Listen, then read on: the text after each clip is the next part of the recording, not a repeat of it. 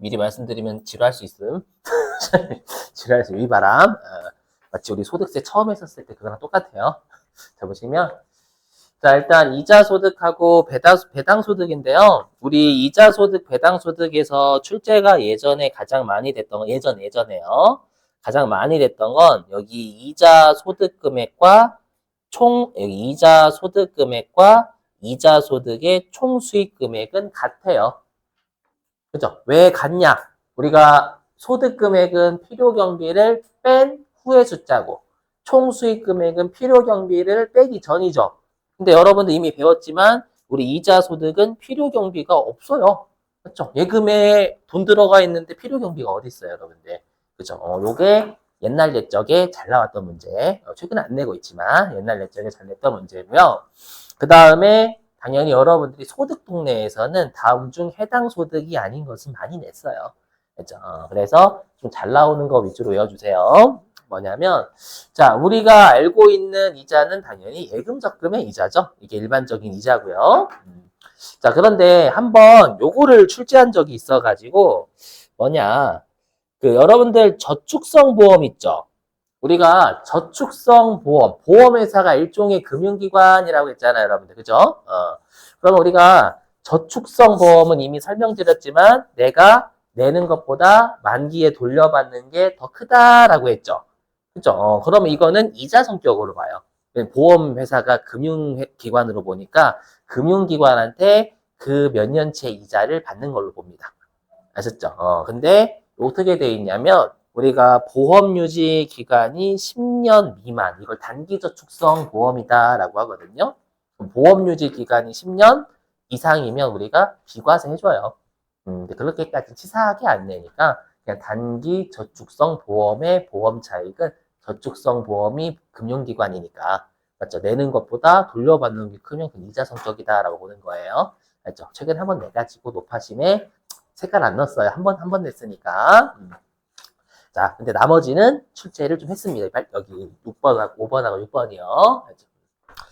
자, 뭐냐면 직장 공제회 초과 반환금. 혹시 여러분들 공제회 아세요? 공제회? 우리 학원 맞은편 건물, CGV 건물 맞은편에 교직원 공제라고 있어요. 그렇죠. 그리고 제가 이제 물가가 하도 비싸니까 맨날 한식 뷔페 옛날에, 지금도 한식 뷔페 자주 가거든요. 그럼 그 한식 뷔페 맞은 옆에요. 건축 공제회?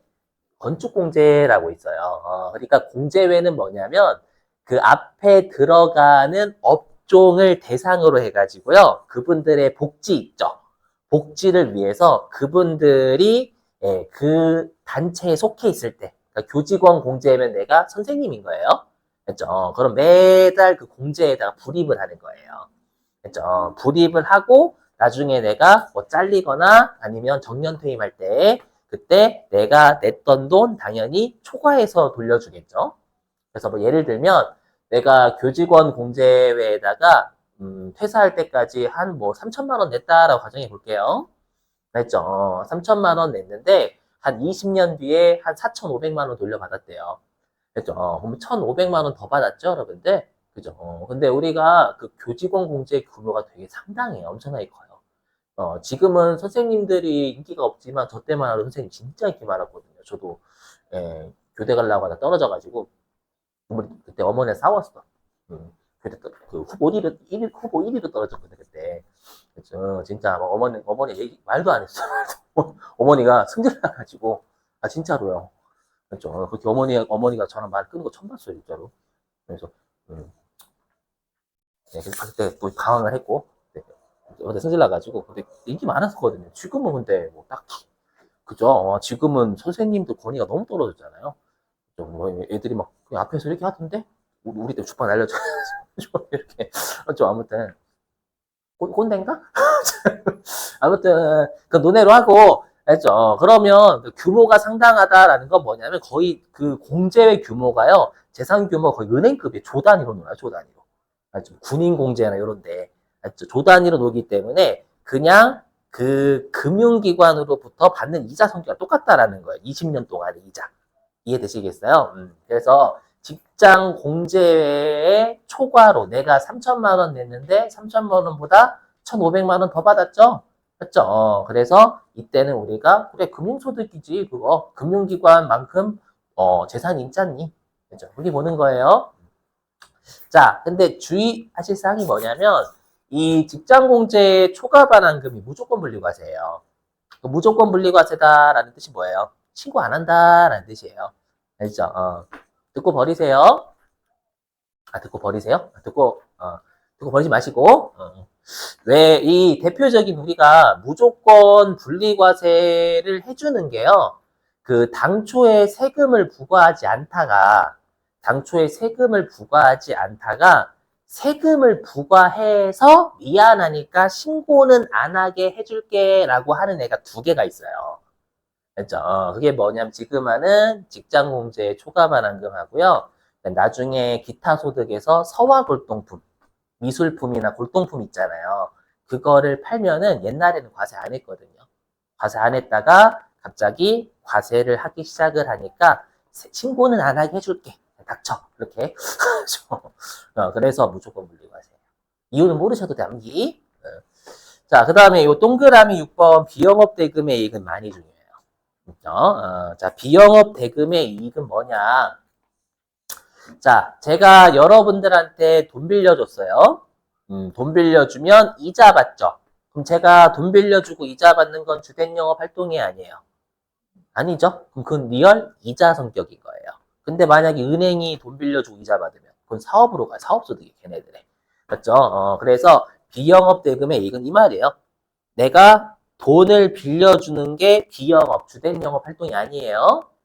맞죠? 대금은 대여금 줄인 거. 맞죠? 그래서 우리가 일시적으로 대여하고 받는 이익이 이자죠, 여러분들. 그죠? 근데 반드시 챙기실 게 뭐냐면, 우리가 좀 이따 하겠지만, 원천인수세율은 제가 저번에도 출제 정말 많이 한다라고 했어요. 이론 1, 2순위 다툰다고. 그죠? 좀 이따 하겠지만, 여기 이자 배당 소득은 원천인수세율이 14%예요, 원칙 14%. 14%인데, 요 비영업 대금액은 25%예요. 알죠? 좋은 말 할 때 외우세요. 제가 말씀드렸죠? 좋은 말 할 때 외우시라라는 건 이해 성격이 아니라고. 알죠? 그 다음에 7번은 이미 했어요. 우리 이자 배당 소득은 금융소득이고, 금융소득은 신종 금융상품 과세해야 되니까. 맞죠? 그렇기 때문에 포괄주의 쓴다고. 이자 성격이만 때릴게. 맞죠? 이미 설명했고요. 자, 넘어가고. 자, 그 다음에 최근에 잘 나오는 게 요 이자 소득은 수입식이에요. 수입식. 자, 별표는 안 칠게요, 여러분들. 이자 소득이 뭐 출제를 잘하는 소득은 아니니까. 최근에 그나마 이동 이자 소득 동네에서 출제가 많이 됐던 게 수입식이에요. 그렇죠? 자, 얘도 마찬가지로 일단 외우셔야 되는데 틀 잡고 외우시는 거 설명드릴게요. 뭐냐면 그 여러분들이 은행한테 이자 받잖아요. 은행한테 이자 받을 때 언제 이자가 들어온다고 약정해요, 안 해요? 해요, 진짜? 보통예금 통장 있으시면 이자 막 언제 들어오기로 은행하고 약정해요? 저 8월 23일 날 주세요. 안 정해져 있는데? 나중에 통장 정리하면 8월 막 15일 날도 들어오고 그러는데? 그죠? 죄송해요, 여러분. 뭐라고 해야지? 이렇게 뺀지 먹으려고 한 거 아니에요. 알죠? 뭐냐면, 우리가 금융기관한테 받는 건 금융기관 은행하고 이자 언제 주고받고 약정하지 않아요. 맞죠? 그래서 금융기관한테 받는 건 수령일로 가요. 현금주의. 맞죠? 근데 내가 만약에 사채를 취득했어, 사채. 회사채. 그렇죠? 그럼 회사채. 내가 만약에 삼성전자의 사채를 샀어요? 그럼 삼성전자가 이자 언제 주기로 할까요, 안 할까요? 해요. 서프라이즈. 한번 맞춰보세요. 제가 언젠가 드릴게요. 이러면 어떻게 돈을 빌려줘. 맞죠? 그럼 삼성전자는 금융기관이 아니에요. 아니죠. 삼성전자 무슨 금융기관이에요. 맞죠? 그러면 약정으로 가야 돼. 금융기관한테 받는 건 우리가 수령이. 금융기관이 아닌 자한테 받는 건 약정으로 간다. 이렇게 외우시면 돼요. 알죠? 자, 그래서 여기 채권, 증권의 이자와 할인액은 나중에 배우시겠지만 우리가 사채 쪽이에요, 사채. 했죠? 자, 그러면 사채는 금융기관으로부터 받는 게 아니니까 당연히 약정일로 가요, 약정일. 했죠? 여기 위에 있는 동그라미 1번은 이론상 존재하는 거예요. 무기명, 실명거래 아닌 거. 이렇게 하면 엄청나게 두드려 패요. 알죠? 현실에서 거의 있을 수가 없어. 알죠? 무기명이다라는 건 사채를 발행하는 회사를 모른다라는 거. 그럼 왜 투자해? 알죠? 이론에서 존재하는 거예요. 마치 떼인 돈 맞듯이. 알죠? 그럼 이때는 받아봐야 알겠죠, 여러분들? 자, 그 다음에 2번. 예금 적금의 이자는 누구한테 받는 거예요, 여러분들? 그렇죠? 은행한테 받는 거니까 당연히 수령일로 가는 거고요. 그죠? 자, 그 다음에 비영업 대금의 이익은 누구한테 받는 거예요? 돈 빌려주고 이자 받는 게 주된 영업 활동이 아니잖아요, 여러분들. 맞죠? 그럼 당연히 내가 받는 건 여러분들이 내가 돈 빌려주는데 은행한테 빌려줘?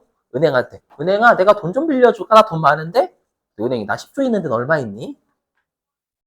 재미없어? 아니, 내가 은행한테 돈 어떻게 빌려줘요? 가서 한번 해봐요, 여러분. 그 경비용 끌려올걸, 아마? 아니, 은행한테 받으면 수령일로 간다면서요. 비영업 대금은 내가 은행한테 빌려주지 않지 않나요? 고민해보세요. 은행한테 돈 빌려주면 어떤 사단이 발생하는지. 재미 안 없나? 그죠? 내가 아까 뭐라 했어요? 비영업 대금, 여기, 비영업 대금은 이게 여러분들. 내가 돈 빌려주고 이자 받는 게 주된 영업 활동 아니라고요. 알죠? 그러면 내가 돈 빌려주고 이자를 받으면 은행한테 안 빌려주잖아요. 그죠? 당연한 거야. 좀 생각을 해보시면 당연한 거예요. 혹시 안 당연하면 한번 실천을 해보세요, 여러분들. 가셔서 은행아 돈 빌려주고 한번 해보세요. 아니에요. 그래서 비영업 대금의 이익은 금융기관한테 받는 게 아니잖아요, 여러분들. 그죠? 금융기관 돈 빌려주는 게 아니니까 당연히 약정을 하겠죠. 약정일로 가는 거예요. 자, 그 다음에 통지예금의 이자는 내가 그 이자, 예금의 이자 중에 내가 은행한테 인출을 통지하고 내가 찾는 게 있어요. 통지예금이 현실에서 거의 없다라고 보시면 돼요. 그래서 얘는 내가 인출을 통지하니까 인출일로 간다라는 거예요. 이렇게 외워주시고 단순하게 암기. 자, 그 다음에 여기 있죠. 우리 소득세법하고 법인세법은 권리 의무 확정주의라고 해요. 뭐냐면 권리가 확정될 때 수익, 의무가 확정될 때 비용. 이게 나중에 좀 필요할 때가 있어. 곧. 그죠? 이거 안 내요, 여러분들. 권리 의무 확정주의 안 내요. 그죠? 요거로 파생이 된다고요. 하지 마시고. 자, 그 다음에 이제 배당입니다. 배당. 자, 배당 소득은 이자 소득보다 출제 가능성이 좀 떨어집니다. 여러분들 미리 말씀드리면요. 자, 우리 배당 소득인데 그냥 여러분들 이런 건 출제를 가끔 하니까 의제 배당. 여러분들 우리 의제 들어가면 그걸로 봐야 안 봐요. 법에서. 의제 간주. 법에서 그걸로 봐야 안 봐요. 간주 임대료. 임대료로 봐야 안 봐요.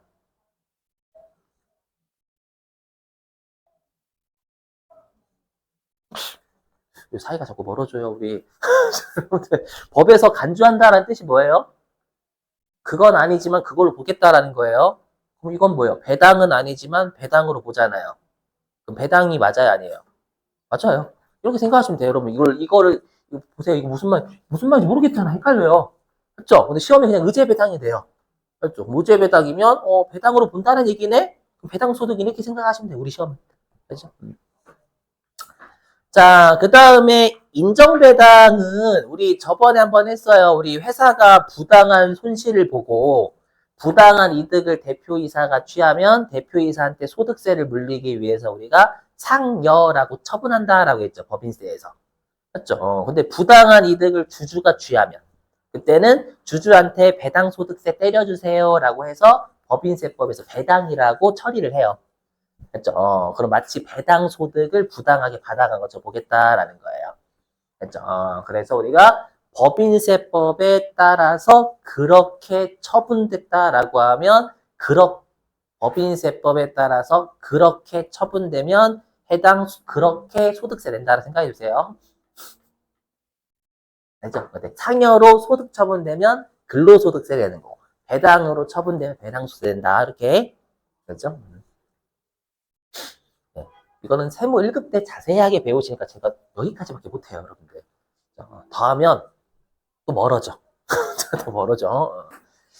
자, 그 다음에 동그라미 4번은 뭐냐면요. 여러분들, 우리 배당이 성격이 뭐냐면 이익을 분배하는 게 배당이에요. 그죠? 이익을 분배하는 거. 이게 배당이에요. 무슨 말이냐? 여러분하고 저하고 사업을 같이 해요. 그럼 여러분하고 저하고는 공동사업을 하는 거죠. 그죠? 공동사업을 하는데 여러분들은 돈만 되시고요. 사업은 안 해요. 그리고 저는 돈도 되고 사업도 하는 거예요. 됐죠? 그럼 여러분들을 출자 공동사업자라고 해요. 공동사업자는 맞는데 돈만 낸 사람. 되시겠어요? 그러면 이거는 사업은 하지 않으니까 사업소득이 아닌 거예요. 됐죠? 그럼 뭐예요? 그냥 공동사업에서 벌어들인 이익을 분배받는 성격이에요. 그래서 우리가 배당소득이다라고 해요. 근데 대놓고 배당소득이 적혀져 있잖아요, 여러분들. 그죠? 자, 대신에 여기 있는 출자공동사업자 배당소득은 원천징수세율이 25%예요. 25%. 외우시고.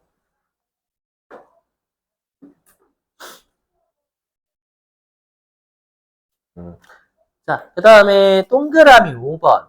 이게 뭐냐면 우리가 시험에는 절대 가로 안에 있는 문구를 안 주고요. 집합투자기구로부터의 이익을 줘요. 뭐냐면 여러분들이 투자를 하실 때 내가 손만 댔다 하면 마이다스의 손이 아니라 마이너스의 손이에요. 마이너스의 손이 뭐냐면 직접 투자한다는 얘기죠. 맞죠? 그래서 간접 투자하는 거예요. 그렇죠? 그러면 펀드가 부동산도 투자하고 주식도 투자하고 채권도 투자하고 그래서 투자가 집합되어 있는 기구. 해서 펀드를 집합투자기구라고 불러요. 됐죠? 그러면 집합투자기구 펀드가 수수료 떼고 나한테 주겠죠. 그럼 집합투자기구 펀드로부터 이익을 분배받는 거잖아요. 이해되시겠어요? 됐죠? 그래서 집합투자기구로부터 이익은 배당소득이다. 조금씩 여러분들의 눈이 침침해지기를. 그죠? 소득세 장점이 있는 거 아세요, 여러분들? 장점. 잠이 잘 와요. 나중에 댁에 가시면 꿀잠을 주무시죠, 꿀잠. 그러니까 50분 동안 잘 들으시고 집에 가서 주무시면 잠을 잘 쉴 수 있어요. 여기서 지금 주무시 마시고. 그죠? 농담 아니에요, 진짜예요, 여러분들. 이거. 팩트.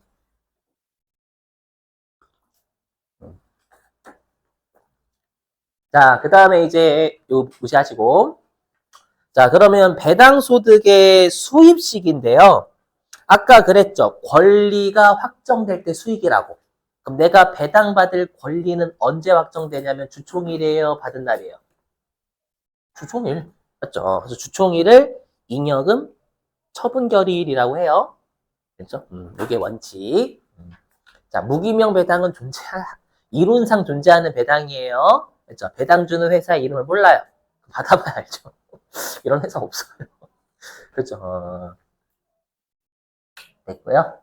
여기 인정배당은 여러분들 결산 확정일이라고 되어 있는데 잘 안 내요.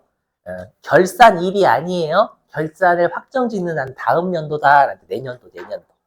알죠? 결산일은 12월 31일이고 결산을 확정 짓는 날은 주로 주총일 이 정도에 확정을 시켜요. 전에. 그 확정된 걸 가지고 주총일 발표하는 거고 이렇게. 자, 그러면 이제 여러분들이 중요한 게 뭐냐. 요거는 좀 암기. 뭐냐면, 우리가 그 무조건 분리과세에서 아까 직장공제 초과 반환금 했죠, 여러분들? 그 다음에 비실명 이자 배당 소득이 무조건 분리과세예요. 그러니까 이렇게 생각하시면 됩니다. 내가 돈을 빌렸어요. 돈을 빌리고 이자를 줘요. 이자를 주는데 누구한테 이자를 주는지 안 밝히는 거예요. 응? 내가. 알죠? 내가 이자를 줘. 누구인지 안 밝혀. 안 밝히면 원천징수세율이잖아요, 여러분. 원천징수는 지급자가 하는 거니까. 그죠? 지금 원천징수입니다, 여러분들. 그러면 세무서 입장에서는 그래. 그냥 최고 세율로 때릴게. 해서 우리 비실명 이자 배당 소득은요. 소득세 가장 높은 세율인 45% 5%로 두드려 패겠다라는 거예요. 그렇죠? 그러니까 이자랑 배당을 줄 때 누구한테 이자 배당 주는지 밝히라라는 거예요. 안 밝히면 죽여버리겠다라는 거. 최고 세율로. 그렇죠? 그리고 얘는 또 금융실명법에 또 걸려요. 그것도 또 두드려 패고. 그렇죠? 아무튼 우리는 지금 소득세니까 최고 세율은 45% 원천이자로 끝내겠다라는 거예요. 됐어요. 자, 그러면 저랑 한번 여러분들 문제 좀 풀어보죠. 좀 지루하니까. 자, 어디 있냐? 어디 갔냐? 가장 최근 문제 풀게요. 이게 낫겠죠, 여러분들? 어디 갔어? 여기 있다. 자, 여러분들 7번부터 여기. 다음, 이자 소득의 원칙적인 수입 시기이다. 맞는 거.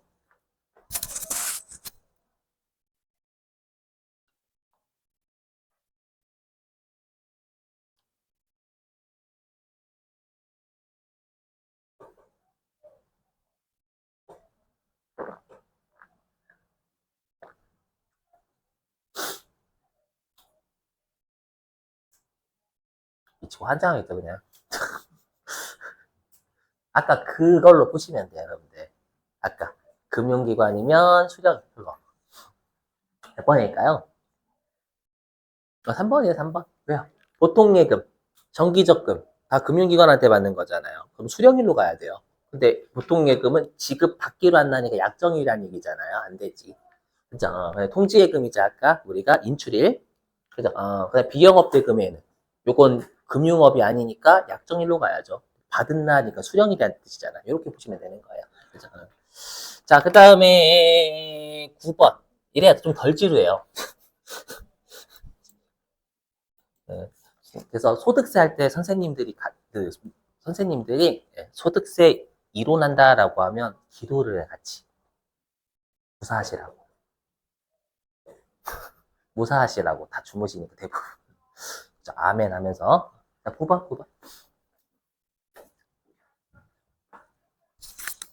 안 배운 게 있는데 안 배워도 풀 수 있어요.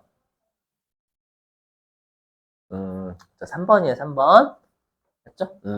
우리 여기 저축성 보험 10년 미만 이게 단기 저축성 보험 차이. 이게 가장 끝에 있어 최근 문제예요. 그다음에 직장 공제 초과 반환금, 비영업 대금 회의. 자, 동그라미 3번은 나중에 할 건데 우리 연금 계좌 요게 사적연금이죠. 근데 여러분 연금인데 우리가 연금으로 수령하면 그때는 연금 소득으로 가요.